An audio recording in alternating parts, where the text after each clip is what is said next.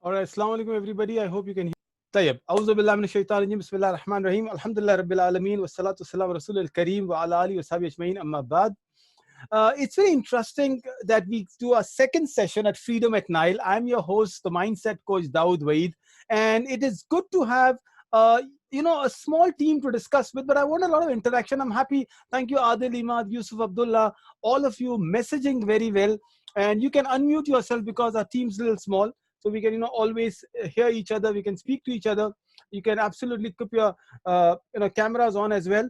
Don't worry, this session is not recorded for your marriage proposal. So however you look like, you will not have to worry about. But by the way, Musa al-Islam is going to get married today. So we'll have some interesting conversations on marriage with all of you. Now I can see everyone's paying more attention, isn't it? All my teenage friends out there.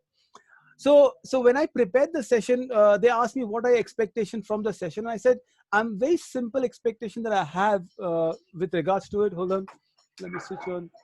This is more of an academic session. We'll interact. We'll also talk a lot about what can I do about it, what the session should mean to me and you. But this is a session which is not going to be a teenage stuff only. We'll have a lot of serious conversations, and hopefully you will participate. Some of the lessons I'm going to teach you in this session, perhaps, just perhaps an example, may not be like you will immediately able to, accept it and say, oh, this is great. In later times, you'll use a lot of examples from here and you will really benefit from it. So let's get started without any further ado. I'm very particular with, hopefully my own timings. So we are looking at 4 things in today's session. In today's session, as we go ahead, we'll do a little recap of what we did last time. And I'll, of course, again, urge you to use your chats to help me with the recap. But today, we're going to look at Musa alayhi salam's life in terms of how did Musa alayhi salam, how did he live in the palace, upbringing. Then we'll take Musa alayhi salam with us. He will take us to Madian, a new city now. And we will speak about the first rays of him becoming a prophet and the conversation with Allah subhanahu wa ta'ala. We will talk about this in more detail in the second session, but this is how we're going to look at our particular session right now. It's okay. I can see I've learned enough of Zoom, so anybody wants to try any kind of disabling, any kind of online annotation, it's absolutely fine. I'll disable the annotation from my end. So, okay. What did we do last time? Can anybody quickly write down 3 main points we did last time? from Musa alayhi salam's journey. We just started. Tell me, which city were we in last time? Which city was? Okay. Yeah, just mute yourself. Anyone? I can see some background noises out there. Maybe it's food time. It's lunch time. So, or do you want me to mute you all? Okay, I'm just muting everybody. You can unmute yourself whenever you want to, right? And here we go. All right. So what did we do last time? Very quickly. So I know when I ask questions, there's a lot of null. So I have prepared some updated questions on what we did. But very quickly, last time we left Musa alayhi salam, as I said, in River Nile. And hopefully we made dua to Allah that he doesn't get cough and cold. Yes, we're going to pick him up from the Nile today. We're going to bring him to a palace. So how Allah changes fortune. Today, some of you might be thinking, I'm not getting a good career. Maybe my college is not doing well. Something else not working out with my parents. Trust me, life is it's like a sine wave. I'm an engineer. So when you do sine wave, sine curve, trust me, when you go up and down, subhanAllah, there's so much with regards to life that you and I may not accept or understand. But it is not the same every time. Musa alayhi salam's fortune will fluctuate like a bulb when the electricity or voltage is low. At one time, he has the highest of high and the lowest of low. Like last time was a very tough time to Musa and his parents. And today, you will see an amazing time Musa will have in the palace. And then immediately, as if all of a sudden Allah decides to test Musa, and again, he'll have a very challenging time. So let me quickly go to the next slide, and I'll ask you some questions as we go ahead. And here I want some answers. So you can use public chats. You can answer. What is the Egyptian writing called? I almost gave the answer away when I was trying the WhatsApp. Hieroglyphics. Oh, all right. There you are, Abdullah. Hieroglyphics. You not get bored of me, Abdullah? All right. So we have a first answer. Hieroglyphics. All right. Now this is a more difficult one. Okay. And as I said, you will learn these answers and you will somehow. What is the Egyptian artifact where instrument deciphering hieroglyphs? So just unmute yourself and try again. All right. Somebody just had cough and cold. The moment somebody coughs and cold, we say, oh, Corona, Allah say, keep you safe. These are very normal cough and cold. Don't worry. I've got my water bottle with me, so I'll also drink some water. What is the instrument which deciphers or which decodes hieroglyphics? Just tell me. Very difficult one. Trust me, it's one of the most difficult questions I put in, but you'll love the answer. The ones who know it, you will love the answer.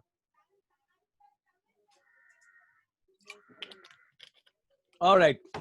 Nobody? Oh, Yusuf. Oh, subhanallah, Yusuf. No wonder I have to do the next prophet I'm taking up to Yusuf alayhi salam. I wanted to do Dawood, but Yusuf, you win all the time. It is Rosetta Stone. I have no idea, Yusuf, how did you get the answer? Even if you looked at the answer, but I'm so proud of you. One of the brighter boys I know in my life. Yusuf, may Allah really take you to longer, bigger heights, inshallah. And like your arrows, Allah make you sharp. These are truly duas from the heart, and it's public domain. But Rosetta Stone, if anyone knows that, it's a very, very popular language learning app. Right now, it's an app. See, when you pick up new names, you don't pick up a name from any random sources. They use the name from an instrument which is used to, decipher the hieroglyphics. So it's a good thing. For example, I was reading a book to my daughters, and it's called Hitchhiker's Guide to Galaxy. I don't know if you've read it. For science fiction fan, it is like the Bible. Okay, we don't use the word Quran for some strange reason. And in that, if you have to understand somebody else's language, you put a fish inside your ears. And I found out the name of the fish called Babel fish. And if you look at Babel, the Tower of Babel is in the Bible mentioned where you learn languages. And today there is an app called Babel Fish for learning language. All right. So this is what Hecate. Okay. All right. The third answer, if I'm getting it, Hecate, the goddess of magic. And the answer, trust me, is another beautiful answer. It's really Shihir. Sihir is the Arabic word for magic. Today, there is a group by this name which claims to be Muslims. I don't endorse them at any way with Islam, because that is what magic is about. It deceives you. So what's an answer? There is a very interesting story I'll tell you behind this name. So it's a Greek goddess of magic. It's an Egyptian goddess of magic. Why would I go to Greek, guys? I have to talk about Egyptian civilization. So why do I do Greek? It's an Egyptian goddess of magic. And Arshad, if you raise your hand, go ahead. Unmute and answer if you can. The Egyptian goddess of magic. Nobody got the answer. Not in the chat, not on the screen. So Hecate. Hecate, oh, okay, don't worry. Hecate is not the answer I'm looking for. Most of you are giving Greek. Yes, Yusuf, that's a Greek answer. Egyptian goddess of magic. Hint is a group which calls itself Islamic, but they are nothing to do with Islam with the work that they're doing right now. All right, there you are. Almost there, Imad. You said Iris. The answer Amman said, Amman Khatri, that's the answer. I was looking for Isis. All right, so there is a girl in Australia whose parents named her Isis because of the goddess name. She did not get a visa to travel to United States. Can you imagine? They are scared of names like that. But of course, as I said, ISIS, the religious group which claims to be Islamic, if they do the work they're doing, there's nothing to do with Islam there. Subhanallah, we condemn all the acts of violence done in the name of religion. All right, Subhanallah. Okay, the last question on starters here. By the way, do you know there were female pharaohs? So there was gender equality despite all the unjust rule in the Pharaoh kingdom. Not all pharaohs were bad. You have to understand that pharaohs are like Caesars. Not all pharaohs are bad. The pharaoh we are dealing with, Ramses II, he's the one he called himself God, Ana Rabbukum al-Ala. So how many, all right, Imad says Cleopatra. I know, Imad, you're reading a lot of Shakespeare then. How many female pharaohs? Give me a random number. 1, 2, 10, 15, how many?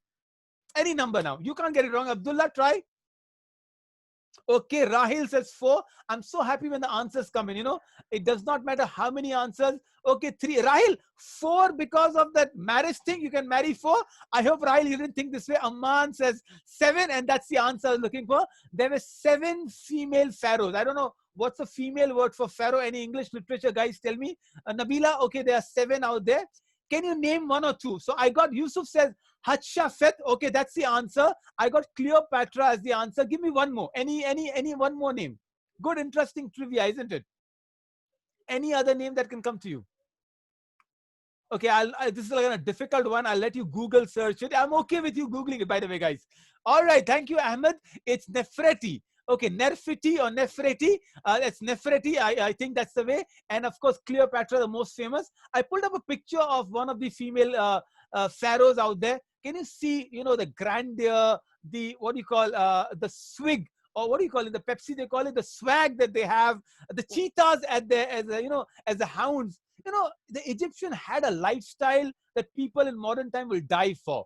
And remember, they were good people at certain point. They were not bad all the time.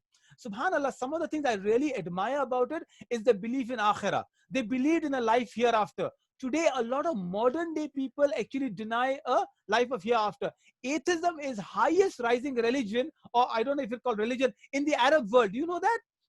In the Arab world, people are questioning that, is there life after death? How do we know it? At least on that front, the Egyptians, I salute them. They believed in a life after death. So there is your, I think it is Hatshepsut or Nefertiti, one of the female, pharaohs out there.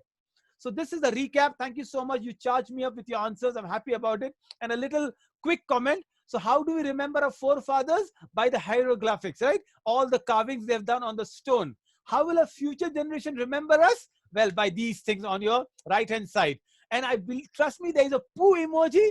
I really think what kind of standards we are living in. Shakespeare would have a heart attack if he sees our new language and the kind of new answers we do. What is TTYL, by the way? TTYL, what does TTYL stand up? You can use your chat and let me know. Talk to you later. All right. So thank you. Please don't do that right now. TTYL is talk to you later. So that's the language that we use. And that's a graffiti of our time. That's a hieroglyphic of your time. All right. Great. Not my time, by the way. I still use proper English words, guys. Okay. Now let's go back to our main program, where our Freedom of Nile session 2. We are going to the heart of Egypt. We just spoke about Musa alayhi salam. And trust me, the story of Musa has so many layers to it, so many angles to it, so many perspectives to it. So today we'll talk about this young prince that is rising up. Now we know the story where Musa alayhi salam was thrown by the mother. We spoke about the mother Ukabet, and how does a mother's heart let the child be thrown away in a river Nile, infested with crocodiles. And I spoke about the Nile crocodile, one of the most dangerous wild creatures on the planet Earth. They're not bad they're just naturally, they will grab you if anything, and Allah protects it. Now, what Allah does is a reversal. فَإِنَّ مَعَ الْأُسْرِ يُسْرًا إِنَّ مَعَ الْأُسْرِ يُسْرًا.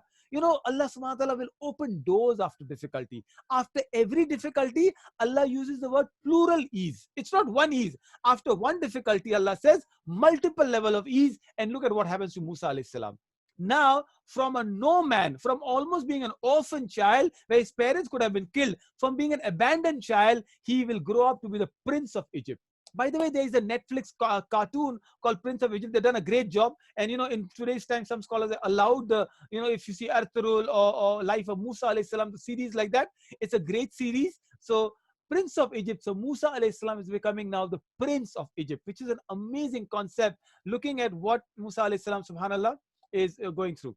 Just quickly checking if my recording is on. All right, guys, thank you. Let's look at an ayah of the Quran, and I've inserted some ayahs because the amazing part of it. Oh, thank you, Imad. Alexandria, the capital Egypt before Cairo. Yes, there were multiple. By the way, there were multiple capital Egypt. The pharaohs use a lot of different cities as capital. Luxor is one of the cities. They may not be very, called capital per se, but they were very important trade ports. Right? Let's look at how Allah looks at Musa alayhi salam and what Allah is taking Musa alayhi salam to.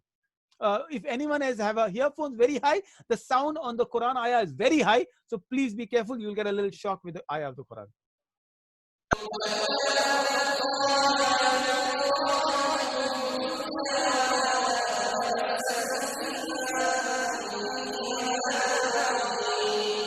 Subhanallah, Surah Nur, Allah says something not just for Musa, it is directed to Musa alayhi salam. And if you look at the Surah Isra, Surah Taha, Surah Nur, Allah is using a lot of examples of Musa alayhi salam. Okay, Umar, you can unmute. We're talking Musa, so Umar can unmute himself. Where is Umar here? Right. So let's only hear Musa. Jazakallah, Umar. Musa alayhi salam, Allah says, when he reached full age and maturity, we brought him judgment and knowledge. So Allah is saying, now Musa is innocent. He's reached the palace and he let him be there. And Allah says, I'm not teaching Musa alayhi salam anything else. All right, hold on, guys. Just mute yourself, everybody, please. All right, Jazakallah khair. So Musa alayhi salam is being told by Allah that we will recompense the fair doers. Remember the ayah of the Quran I used in the first session also. The ayah was one of the most important ayah, an ayah that we cannot ever, it's a Jummah khutbah, Khatib's favorite ayah, right? The ayah said, I cannot hear you. Hold on, I'll just unmute, guys. Right, now I've got everybody muted. So inshallah, can you hear me? Even if one or two of you can give me a thumbs up or on the chat or anything, it's fine. Okay. Right. Now, hope you can hear me well.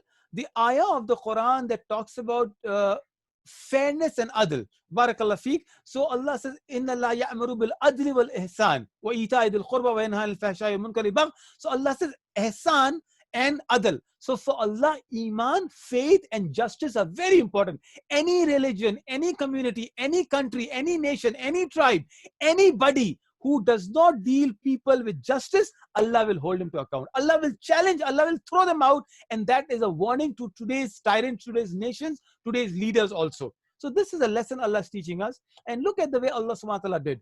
Now Musa alayhi salam, and I'm quickly skimming that part, but we'll talk about Asiya in great detail in some other episode.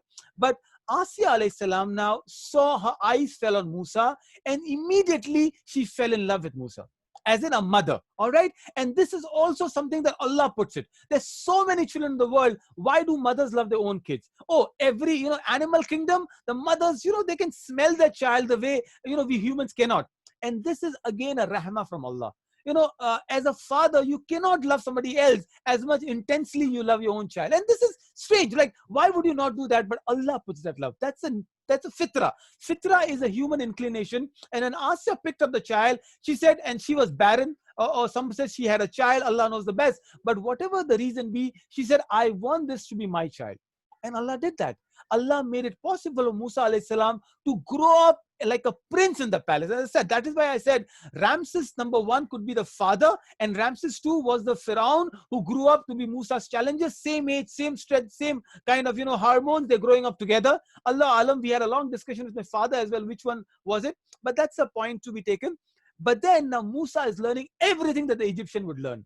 Also, because Musa's mother Ukabet is coming and feeding her, Miriam is coming, Musa is also learning about the people of his own tribe, Bani Israel. So now you look at that. Musa alayhi salam is more like, it's like an American, growing up in America. You are looking at your culture and you're also looking at becoming an American citizen. Probably it's true for so many immigrants across the world, right? Subhanallah. No. It is, okay, sorry. If Aisha, Jazakallah for the correction. The ayah is from Surah Qasas, not Surah Nur. Barakallah fiqh. And those are the surahs that are so, Jazakallah. I'm so happy with my team out here. So Surah Taha, Surah Isra, Surah Baqarah, Surah Qasas. These are like dedicated surahs to Musa alayhi salam. Barakallah fiqh for saying. Surah Nur, by the way, on a side point, is a surah, I would say, dedicated to Aisha radiallahu ta'ala anha. The ayah of ifq. In the Hadikatul Ifq was mentioned in Surah Nur. So now Musa alayhi salam is growing up in the palace like a prince with all the amenities. He's got everything in a palace one. He has the Wi-Fi access. He has the laptop. Like what in modern term he will have. He will have best. The more important, he has best of education. But then in his heart, he's feeling concerned. So every now and then Musa will go to the market. And when one day he went to the market, and now think of Musa alayhi salam as an infant. How many days was he when he was thrown in the Nile? Probably 1 day old. Like the day he was born, he was thrown in the Nile. Now he's grown up. He must be a teenager now. And he has all the young hormones. He wants to go to the market.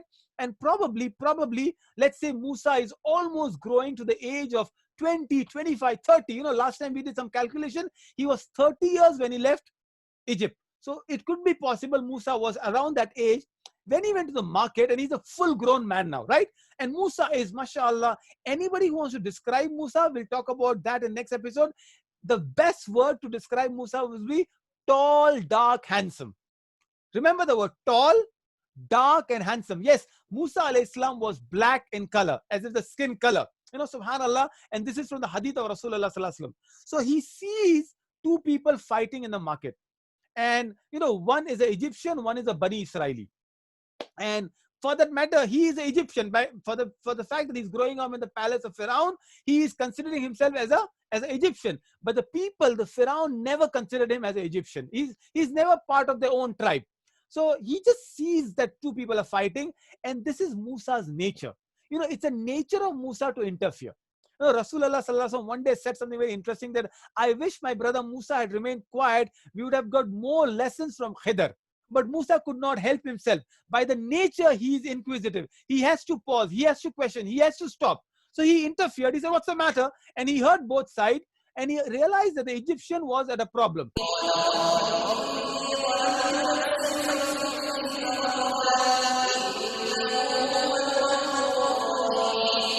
All right. So this is a dua. Immediately what happened before that is he slapped the Egyptian.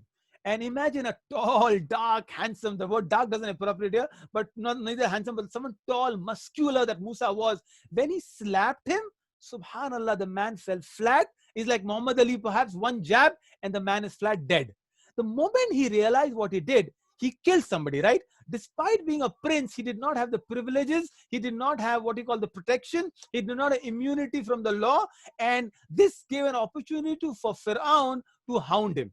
And Musa immediately goes to Allah Azza wa Jalla and says, oh Allah, forgive me. And this is the nature of Musa, as is the nature of Adam alayhi salam. Musa goes to, immediately Allah Azza wa Jalla, Allah, you are the most merciful, Anta Ghafurur Rahim. You are the one who forgives and you are merciful. Interestingly, another side point here, Musa and Pharaoh debated. Do you know that? In a hadith of Rasulullah sallallahu alaihi wasallam, Sahih Muslim, Musa goes to Adam alayhi salam, and this is strange. These are all matters of ghaib. You don't know when it happened, but you're sure that this happened. Musa told Adam, you are the reason we were thrown out of paradise. And Adam says, why do you say that, Musa? And Musa says, you are the one who did whatever you had to do. We don't say eat a forbidden fruit. It's not our legacy. But you did something Allah told you not to do. Maybe went to the tree of knowledge. Maybe ate. Allah alam. And that is why we are thrown out. See, Musa is saying to Adam alayhi salam, it's like you go to your father and say, Dad, because of you, this happened. And Adam says, Musa, don't you believe in Qadr? And Musa said, forgive me. This is the same dua Allah is teaching us. Adam and Musa both made a mistake, and they both immediately repenting to Allah subhanahu wa ta'ala. So that's another side point where they'll have a lot of conversation. Now, Musa alayhi salam is a fugitive. He made a mistake. He's a murderer. And what did Pharaoh do? He said, I want Musa alayhi salam. Abdul Rahman, you can unmute and speak up or use the chat. I saw you raise your hand. Please ask me. So now there's a reward, a bounty on Musa. No, not in $250, $250,000, but you understand now Musa is a fugitive. in his own country.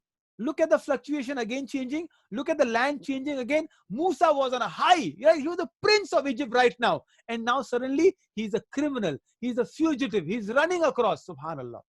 And now what Musa does? Musa cannot run back to the palace. Musa cannot go back to his own house. He doesn't know his parents, so he cannot run back. He knows his parents, by the way, now. All right. So Musa, in this time, he knows who her parents are. But if he goes to the Bani Israel, probably they will be raided and they will be hounded. So Musa decides he has to run away.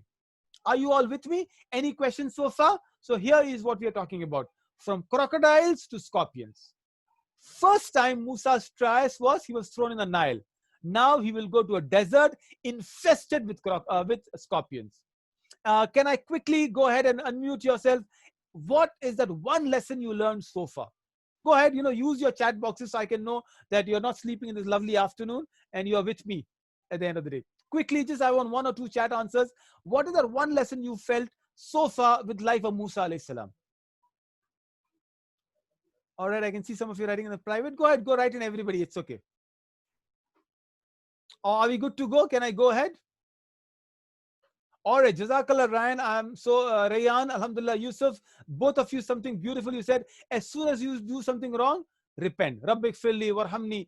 Immediately. Number 2, Muawiyah says something very nice. Tawakkul or trust in Allah subhanahu wa ta'ala. Remember last episode we spoke about that the tawakkul and conviction goes together. Trust in Allah and then you take the decision. All right, Ibrahim, Jazakallah, when you make a mistake, immediately you turn to Allah. And yes, Allah has the power. With Allah, you can immediately. Allah is very powerful. Wonderful. Thank you so much. You guys are with me.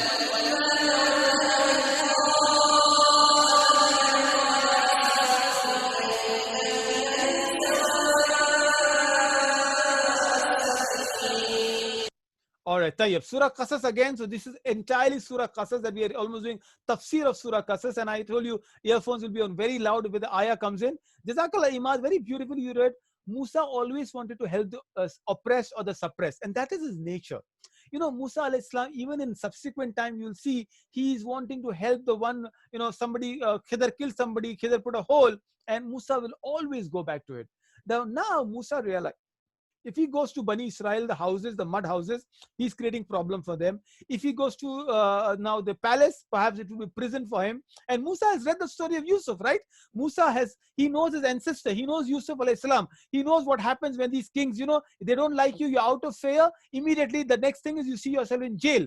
So Musa realizes, he turns his face towards Madian. Very interesting. Now, Madian is a new city. Musa has never gone to Madian. And he says, maybe Allah will help me to go there. Now, imagine Musa's first hijrah. And this is interesting that Yusuf want to speak up, use your chat or unmute, please let me know. Now, very interestingly, there is a statement in the Old Testament, right, where it says Musa is like Muhammad. So a prophet will come which will be like Moses. And Rasulullah and Musa alayhi salam have so many things in common. Can you just think of 2 or 3 things common right here? I'll help you with it. What is that one common thing with regards to the own people? All right, Yusuf, Jazakallah. First of all, his own people dethroned him, and then Musa stood against his own tribe. Same thing with Rasulullah sallallahu alaihi wasallam. First, he was on a pedestal. Rasulullah was like Al-Amir, As-Sadiq. Musa was the prince of Egypt. And suddenly, in the next moment, both of them are out of favors. They are fugitive. There is a bounty on Musa's head. There is a bounty of 100 camel on Rasulullah sallallahu alaihi wasallam's head. Both Muawiyah are escaping the old camel. Absolutely. Imad, use your private, use the comment chat. Very beautiful, Imad. Musa is doing his hijrah. Rasulullah is doing his hijrah. So there you are. And can you see the city's name also? Musa goes to Madian. Rasulullah goes to Medina. And by the way, Medina means a city. Madian also means a city.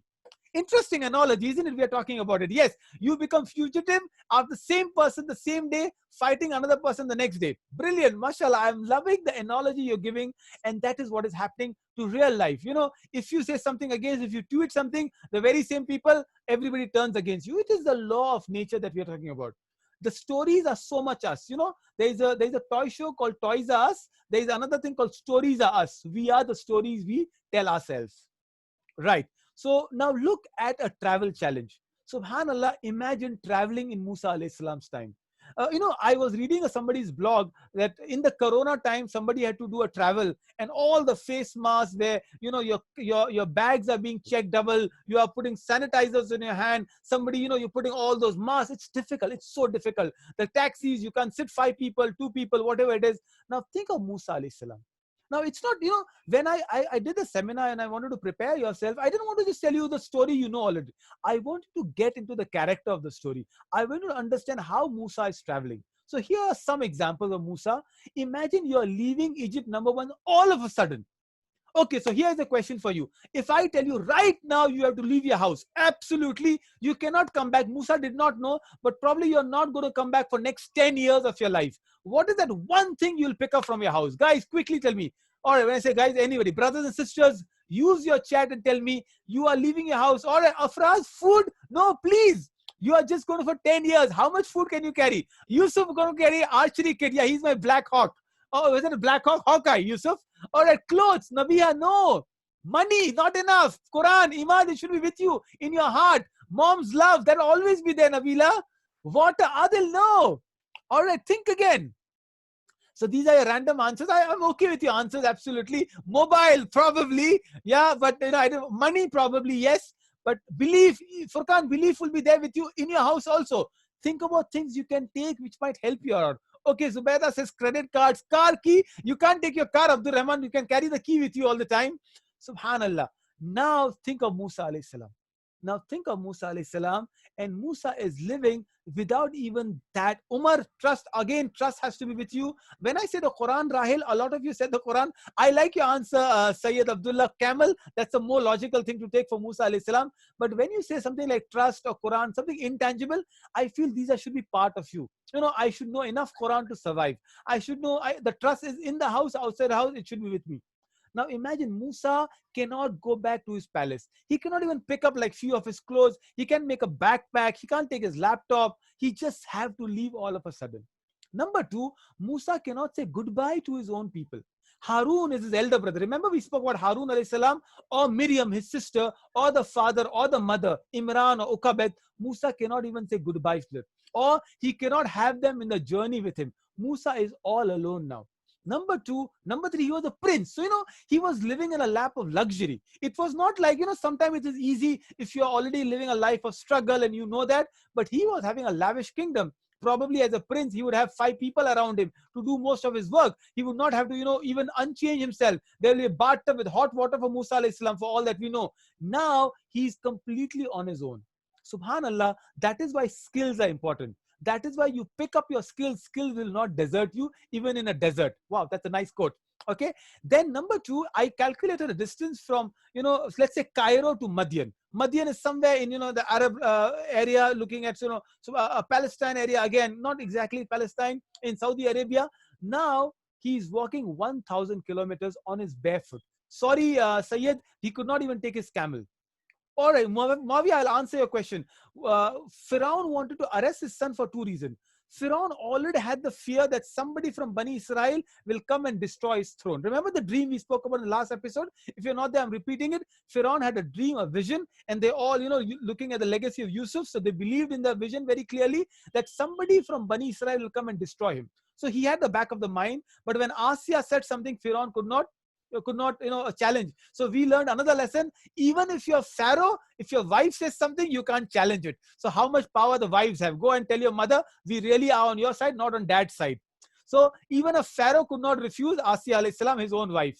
But he always had this grudge against Musa. He knew Musa is not Egyptian because of the skin color. Egyptians are very fair, very, very fair skin. Musa was very dark skinned growing up. Firaun wanted a reason to punish him, arrest him, kill him. So he got a reason. The moment Musa alayhi salam killed the person in the marketplace, Firaun got a reason. He wanted to arrest him. Probably not kill him, but at least arrest him. So Muawiyah, you got your answer there. Now Musa is walking barefoot. So you get the answer. He's running away. And 1,000 kilometers, a long journey, but we calculated it from the Sira. I again got it. It took him 8 days of walking. All right. So Musa is walking 8 days. And probably when you're scared, you don't walk, you run or you gallop. So that's what Musa is doing. And the last thing, All right, Ibrahim, Firaun was his brother. We discussed this last time, so I'll not get into it. There are two opinions. One opinion is Firaun was the father of Musa, like not a biological father, or the Asia's husband, or that father Ramses I, or it could be the son Ramses II. So the father had the same vision, the son carried on the vision, and the grudge was continued. Either way, both are correct opinion. It's a historical opinion. It does not matter. We know the person Firaun is Ramses the II, Ramses the second, and that is the one who Musa alayhi salam will debate as the time come in. So both opinion are probably logical. Either one you can incline towards. And the last part is Musa alayhi salam is leaving Egypt for the first time. Now, it's not that he has gone. Rasulullah sallallahu alaihi wasallam, before the migration, had gone to Sham. He had done some travel to Syria. He had done some tijara. Musa has never gone out. He has never left Egypt. In all his expedition, he was always in. Now, this is a challenge, subhanallah.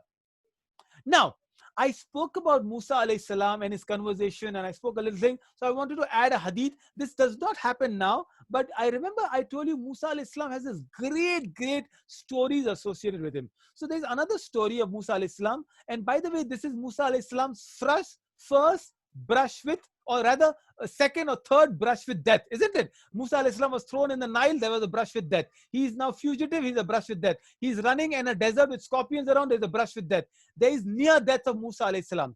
Another example is Rasulullah. Rasulullah had a lot of near deaths, right? When his chest was split open, almost a near death of Rasulullah sallallahu alayhi wasallam. Now this is interesting of Musa alayhi salam, that one time, this is towards the end of his life, of course, at the complete end of Musa alayhi salam's life, angel of death, Malakul Maut comes in. By the way, FYI, Malakul Maut is not Israfil, okay, or not Israel, right? It's a weak, zaif hadith. We don't know the name of Malakul Maut, but when you see him, you'll know him. He's Malakul Maut.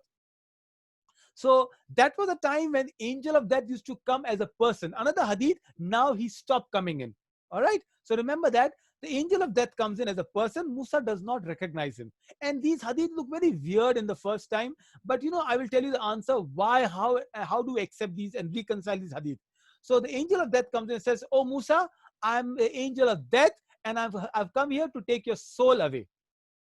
And what does Musa does? Ya Muawiyah. Musa slaps him. Subhanallah. The reason I put this hadith here is, again, Musa had trouble when he slapped another man who died. Musa has not learned his lesson. Subhanallah. I know we love our Prophet, but look at the way Musa slapped a man who died. He was running away. Musa again slaps. So Subhanallah. But this time, kisse panga liya usne? Who did he take a fight on? With Malakul Maut. And Malakul Maut, it seems the eye pops out. So Musa is still very strong towards the end of his life also. And he says, if you were not a prophet of God, I would have showed what I can do. Oh, he's Malakul Maut. I mean, he is Iron Man of all the angels, subhanAllah. He's Thanos perhaps, subhanAllah. SubhanAllah, I just use the words. I'm so sorry. Some will take offense of it, but we respect our legacy. We respect our angels, subhanAllah. But Malakul Maut in the sense could do anything to him. But Malakul Maut complains to Allah. He goes back and Allah has mercy. Allah loves Musa. That is why it's called Kalamullah. Allah doesn't say, okay, go take his soul away. Allah says, ask him. And Malakul Maut comes back and says, oh Musa, now I will show you who I am. But you want to live long? You don't want to die? Okay. So there is an oxen or a bull. You put your hand on the hump of the bull. As many hairs you touch, that's the amount of time you'll live. So probably he'll touch a 1,000 hairs, 5,000 hairs. And then Musa says, what happens after that? And Malakul Maut says, I'll come again and I'll take your ruh away. I'll take your soul away. And Musa says, if I have to die, I'm ready to die now. And that is the time he dies. And we'll talk about a very interesting incident. Why he's sad when he dies, and why did he want to live longer? He wanted to enter Palestine and he could not enter Palestine. Remember that. Musa alayhi salam could not enter the Holy Land and he died right a stone throw away from Holy Land. And we'll do that episode, inshallah ta'ala. A small trivia. In the 4th episode, I'm doing an exclusive session on the Jews. And that is a session I'll open up for some more friends of mine. It's one of the best sessions I feel I've researched on. We'll learn about the history of Bani Israel, and then we'll talk about Masjid al-Aqsa and the conflict around it. So that's Musa alayhi salam and the angel of death. Coming back to Madian. So we are doing good on time. Musa alayhi salam now reaches Madian. Now he's exhausted. Remember, 1,000 kilometer, no horse or camel, almost without food and water, struggles of the desert. He is a fugitive, afraid of his life, having missed everything, never come out of Egypt. He sits down at a well. And the moment he sits down at the well, Bir al-Madian, the well of Madian, he sees two young women, maiden, trying to get some water, and there are men out there who are not, who are pushing them back, and they are the first one, the legitimate water drawers, but they are not helping them. Now Musa is tired, exhausted, afraid, and he just had a problem. He just intervened in somebody else's problem. He got into trouble again. But that is Musa. That is his nature. That is the nature of activists. When people are activists, they will be in trouble. They will slow down for a while, but you can't stop them. You can't prevent them. I always say you can take a particular organization, me away from organization, but you can't take, organization away from my heart. You can take you from an Islamic Dawah organization, you can be away, but you can't take Deen away from your heart. And that is Musa alayhi salam. He is an activist. He is a one who looks at justice. He wants to help people. He sees two women in a strange land, and Musa is helping them. Yes, Imad, Musa loves to help people. So Musa goes, and Musa, who Musa is. He just killed a man with one slap. He popped the eye of Malakul Maut with a slap. So he goes, he pushes the men, he draws water to the girls, and he says, here, your water is there. What happens, guys? MashaAllah. What happens to Musa alayhi salam? These girls are floored. Alhamdulillah. Right? Barakallah feek, MashaAllah, my sisters and brothers out there. Musa alayhi salam just gave water to these girls. He fought off the enemies. He's like, subhanAllah, he's the dabang to all of these girls. And right, Yusuf, it is love at first sight. By the way, it is very halal love, Yusuf. Inshallah, you will also get yours. So it's very halal love. The girls don't do that. They don't tell him anything. And they're floored by this man. And they say, excuse me, can you follow us? Can you come home? No, look at them. The girl, mashallah, raised up well. The father, I don't know if it is, some people have said yes, some people. Shoaib alayhi salam lived in Madian, but we cannot say for sure they are the daughter of Shoaib alayhi salam. It's not, we cannot say no also. Some people outright reject these theories. We don't know, but I'm sure whoever the father is have raised the daughters very well, subhanallah. I wish to be a father like them. Inshallah, make dua for me. So Musa alayhi salam, the girls say, can you come and meet our father? And look at that. They don't say, hey, it's not like twinkling of the eyes and they want to get married. They just say, can you meet our father? And Musa, being Musa, says, all right, but I will lead the way. I don't follow you. Hold on. So I'll come to the ayah again. So Musa alayhi salam said, I will not follow a woman, not because he's against gender equality. He said, this is unfair. This is not the way you follow a woman. Subhanallah, you see a woman from behind, you might be tempted. I will lead and you follow behind. How amazing is Musa? And the girls are like, okay, what happens then? How do we show you the way? So what does the Musa say? Take up some pebbles and throw the pebbles if I'm going the wrong way. How amazing is the akhlaq of Musa? He's meeting these two young women, these amazingly beautiful akhlaq women. He's not telling, okay, ladies first. By the way, this ladies first is not even an Islamic concept, right? Ladies first. Where did this idea ladies first come from? Oh, you love the answer. Tell me, where did the idea ladies first come from? Anybody want to unmute and speak up? It's a long answer, so don't even try to do it on the chat. Anybody? The moment next time ladies first, you know what the problem is. Ladies don't even admit to being accepted with ladies first. Today we all feminists and we still want ladies first. Nobody? So I'll tell you what the story is. So there was an incident in Germany. All right. In Germany, when the couple where all young couple would fall in love, the family will reject them. So they will decide to go to a cliff and jump from the cliff. All right. So what happened is the first few times the girls will say, right, okay, let's jump together. And then the boy would jump, poor boy, subhanAllah, Imad, Yusuf, Adil, all of you, and the girls will not jump. They will develop cold feet, or probably they're smarter than the boys. They will go back home and get married to someone else. And then the marriage invitations comes to, the friends of them. And say, all right, Fatima was supposed to marry Zaid, and Zaid jumped from the cliff. And we're getting Fatima's marriage invitation to Yusuf. What's happening here? And they'll say, no, Fatima said, no, guys, I didn't jump from the cliff. So next time they realize that 2-3 times it happened, and now the German boy said, ladies first. I will not jump. I know I'll jump, but you have to jump first. That is where the origin of the word ladies first come from. So any ladies who says this is an offense to the ladies, the trust is not there. So never do ladies first. Musa did not do ladies first, right? On the little lighter note, let's go to the ayah. What did the girl say to the father?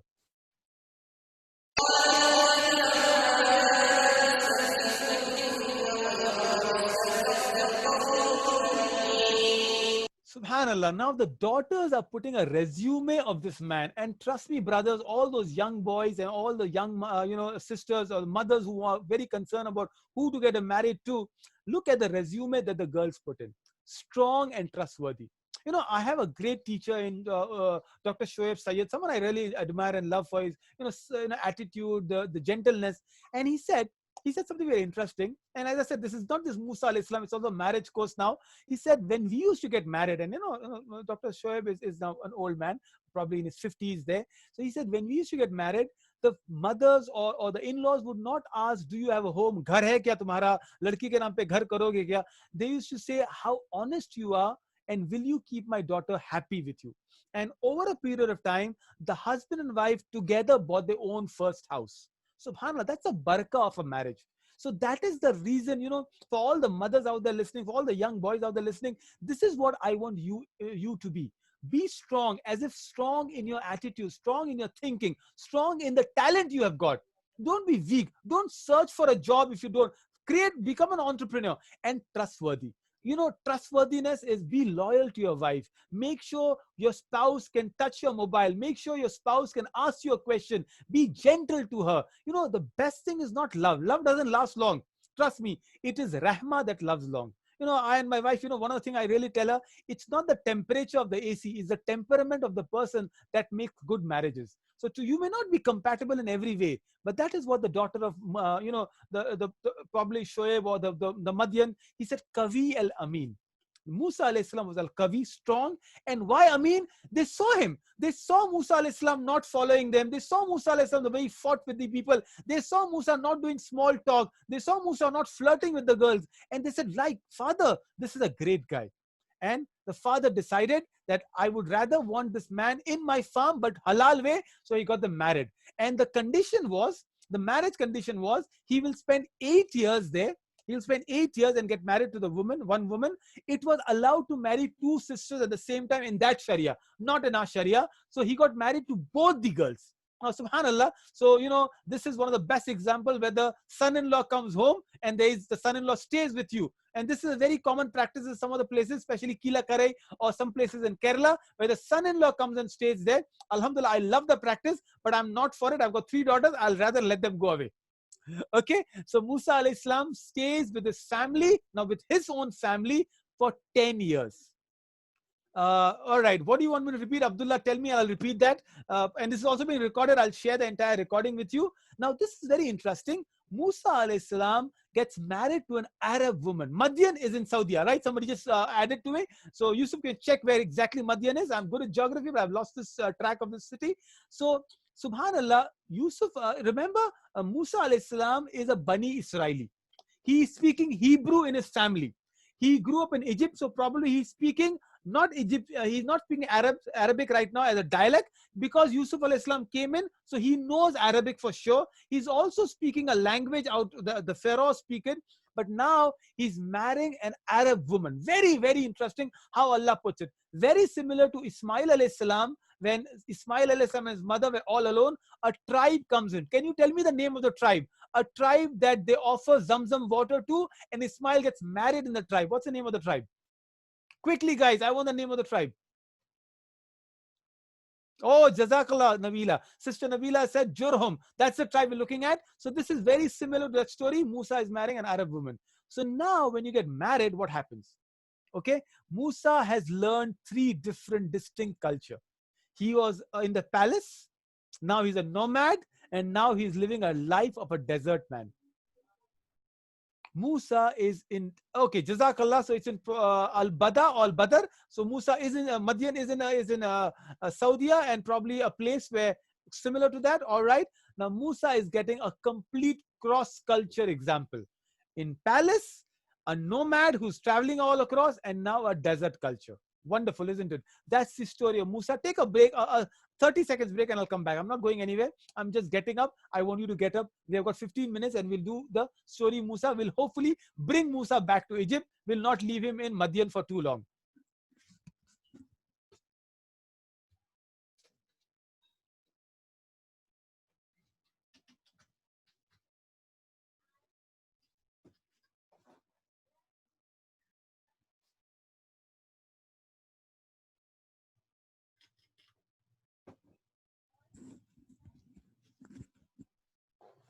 Tayyab, any question you have got so far? Is it going well? Probably, mashallah, I'm saying good number out here. Alhamdulillah, good to see all of you. Any question, any suggestion, anything you would like to add to it? All right, so let's get Musa alayhi salam back to Egypt, inshallah. Yes, I will put it in WhatsApp. Absolutely, I will do that. I'll share the recording. Because it's a paid course, I just request you do not share the recording with everybody. Once the course is over, you are free. Alhamdulillah, anything I do, I put it on YouTube so everybody benefits. But for the time being, it's good to have a lot of people here. So there you are. So let's get back. 10 years, Musa learned a lot of things. Probably he learned, patience. Especially Musa alayhi salam had to learn. So his wife is teaching him that. Musa alayhi salam knew he has a family now. He understands how it is to protect a family. But now it's time for the calling. 10 years he lived in a place. He said, I think I need to go back. And there is a fitra again. There is a calling. The way Rasulullah had a fitra again, he wanted to go back and perform the Umrah. He wants to go to Makkah again. So Musa decides to go to Egypt. Now, this journey is completely different from the journey he went. The journey he went to Madian was uneventful. We don't know what really happened. We don't know where did he stop. But now, before he reaches Egypt, Musa gets something amazing.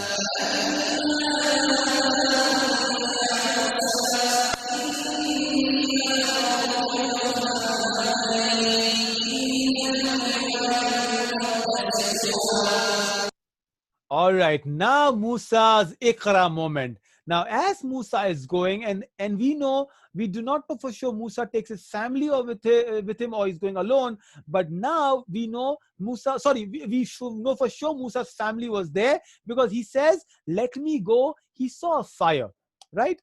Okay, Imad, probably again, I will try to put the ayah if the rest is not clear. Hold on, I'll do that.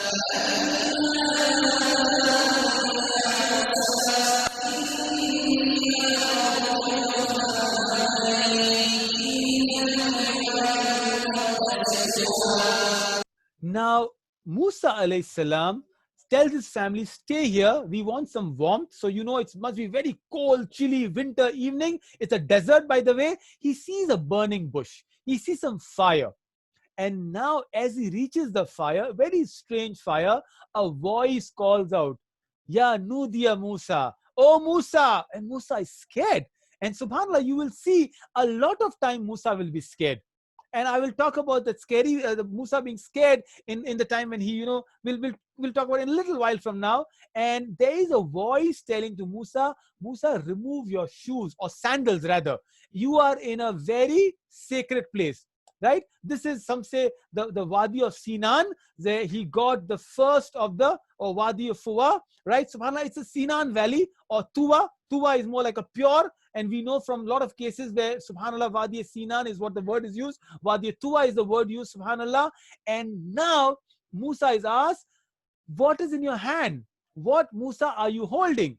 And Musa says, Helya Asa, there is a stick in my hand. And the voice tells to Musa, Musa, throw your stick down.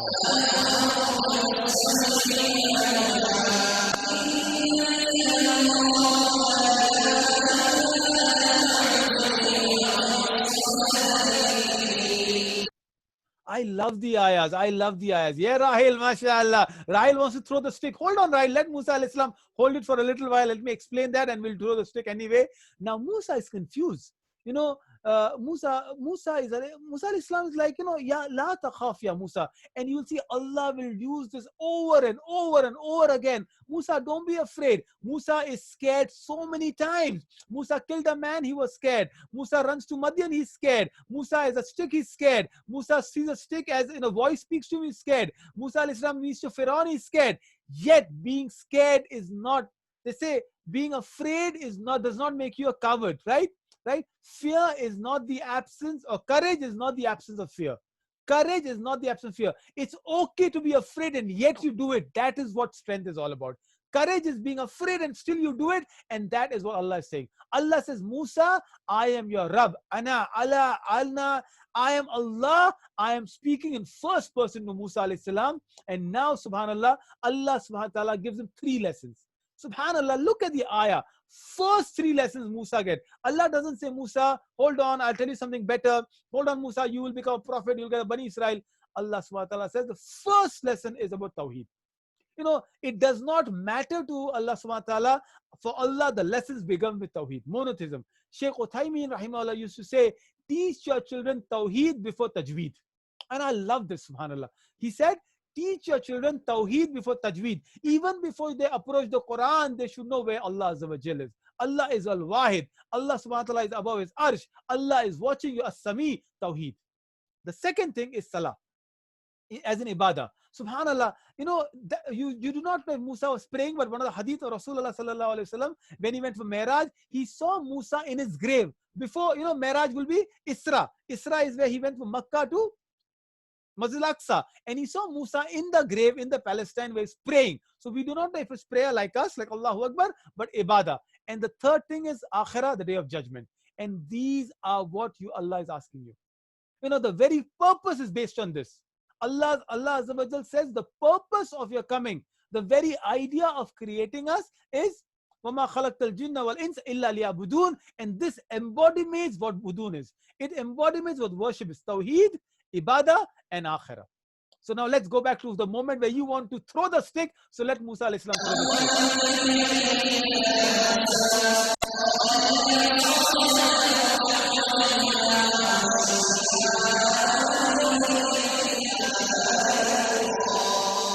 Very interesting here. Now, before that, Allah did not bother about asking what is in your hand, how are you, Musa, are you afraid? Allah told him the three very important lessons. Then Allah says, وَمَا تِلْكَ يَمِينِكَ يَا Musa. Oh Musa, what's in your right hand? So we know Musa is a right-hander, by the way. All right, Musa is holding it. Now Musa understands. Now look at this. Musa understands. He's speaking to power that is divine. And Musa is a Hebrew. He is from Bani Israel. He has heard about Allah subhanahu wa ta'ala. He has heard about Yusuf alayhi salam. He is on Tawheed. And Musa knows that Allah is speaking. Musa knows his Lord is speaking to him. So now he does not even give one word answer. He's elongating the conversation. He says, Here Asa, this is my staff. He could have stopped there. Musa wants to talk. That is why the name of Musa is Al-Qalamullah or Kalimullah. Musa is conversing. He wants to talk. And he adds on, oh, I lean on it. And when, my sheep are there, I beat the leaves with it. And I have many other purposes. He does not know what,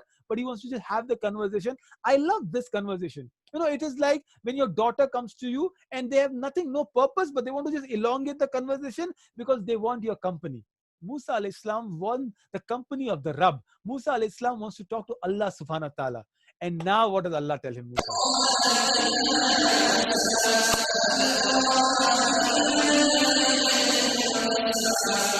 There you are. Kala, Alkiya ya Musa, throw it, oh Musa. Get it down, Musa, throw it. And now Musa knows Allah is speaking. He does not question, he doesn't ask. Musa throws it down and he becomes an asa, a asgar, or a snake, or a sand viper. Allah alam, what was it? But this is one of the miracles. It is one of the first miracles of Musa alayhi salam, where Musa's stick becomes a snake. And now imagine your stick becomes a snake. If I were to ask you to throw your mobile and it will become a snake or a caterpillar, what will happen to you? Caterpillar will not be so scared. Snake, you will be scared, right? Again, Musa is scared.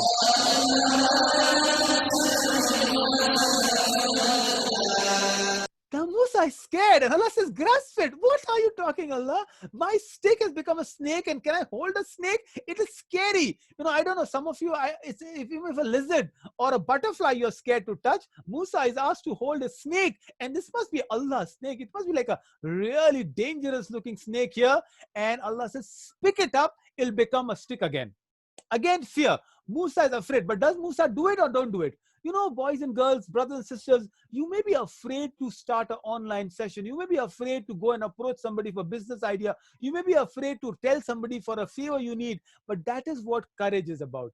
Even if you're afraid, go ahead. Do it. If you're afraid to tell somebody, you like them, perhaps, in a halal way. If you're afraid to tell somebody, please return the loan you took me, whatever you're afraid of, just go ahead and do it. If you're afraid to learn something, please ask a question. If you're afraid to speak up, open up and speak. That is what Musa is teaching us. Musa alayhi salam is teaching us that please overcome your fears. Only way you can overcome fear is despite having fears, you do it. And this is a lesson we learn.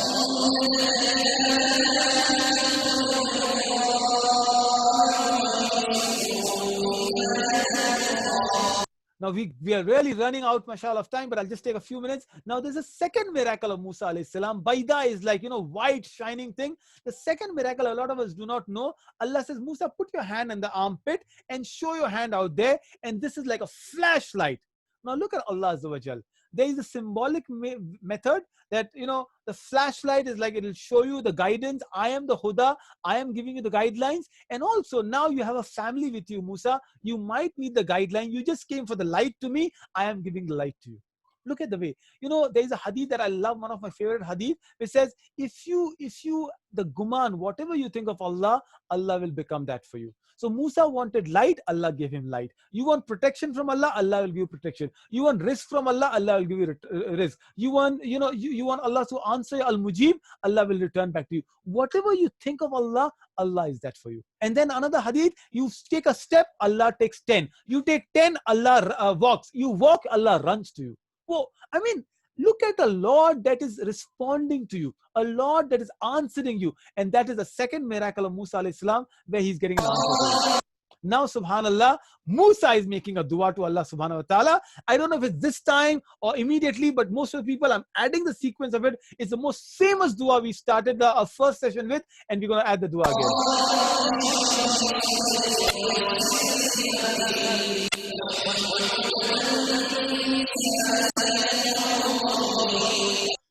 And this is a dua most of us know, subhanallah. Now Musa understands the role he's been given. Now there must be a conversation, whatever we know of, that Allah tells Musa, go to Fir'aun, convey the message. And that's a conversation that happened. It's a part of the Quran. And now Musa says, Allah, I have a request to you. Now I'll not say no to your commandment. I'll not deny you. But Allah, Rabbi shrah li sadri. Allah, open my breast, open my chest, open my heart. Wayassirli amri, so that what is yusra, ease my task. It's very difficult, Allah, what you're telling me to do.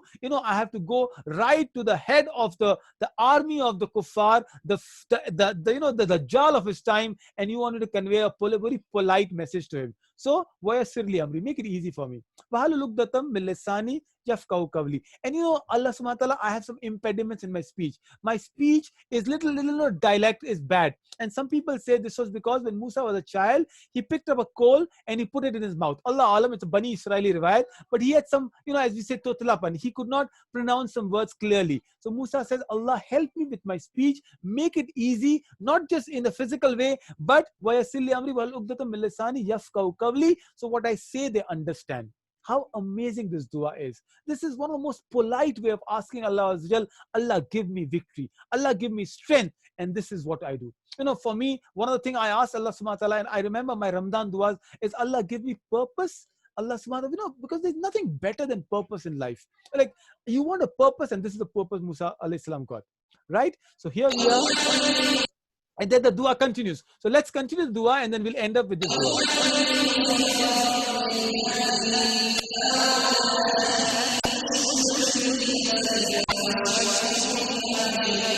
Now look at the dua of Musa. Musa is not a selfish man. He's becoming a prophet, right? So Musa says, Allah, please help me with a helper for my family. Harun akhi. So now some scholars say because of the dua, Allah made Harun also a prophet. So, of course, it is initially in Allah's plan of the qadar, but Allah wanted Musa to make a dua. And dua changes qadar. So some people say this was a part of Allah's plan for Harun to become a prophet. So it could be a quiz question. Any prophet that became a prophet because somebody's dua, it is Harun alayhi salam. So imagine you have brothers and sisters. So I make dua, Allah make sahib, make part of my work, subhanAllah. You could be a spouse. Or, Yusuf, should I add about Sulaiman? Because you need strength. I'm blessed to have family, friends, who are my strength out there. And this is where your strength increases. This is where you become better and bigger. This is, when you are alone, there's an African proverb I love so well. There's such a profound proverb. It says, if you want to go fast, go alone. If you want to go far, go together.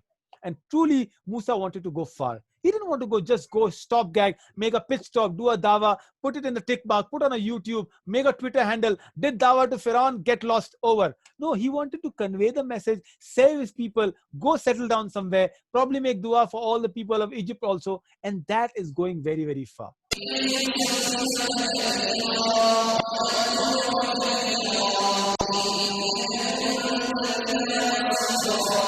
Now Allah's reply now. All right. So Musa, you want all these goodies from me? All right. For what do? Kaina sabbiyaka kasira. Make glorify. Remember you much. Verily, you have all seen. So Musa is saying to Allah, Allah, why do I want all these brothers and friends and a great team? So that we may praise you, Allah.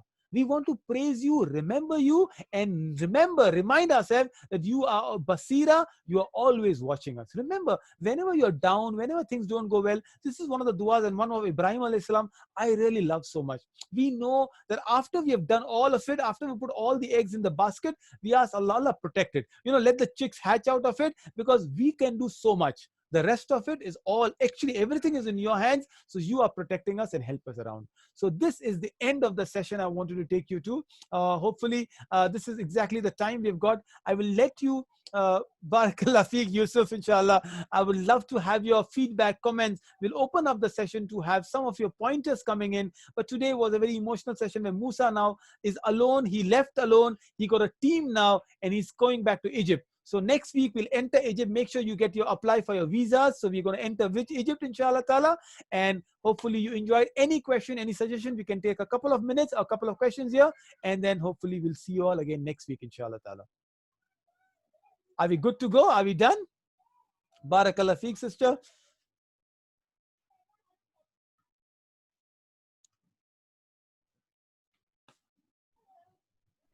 Tayyab then. Jazakallah khair, everybody. It was so wonderful to the seerah of Musa alayhi salam. Remember episode or session number 4. Do not miss it for the life of it. We're going to talk about, it's 5 or 6, inshallah. I'll tell you. I'll give you the itinerary. We're going to talk about the Bani Israel, but let's go deal with the Egyptian.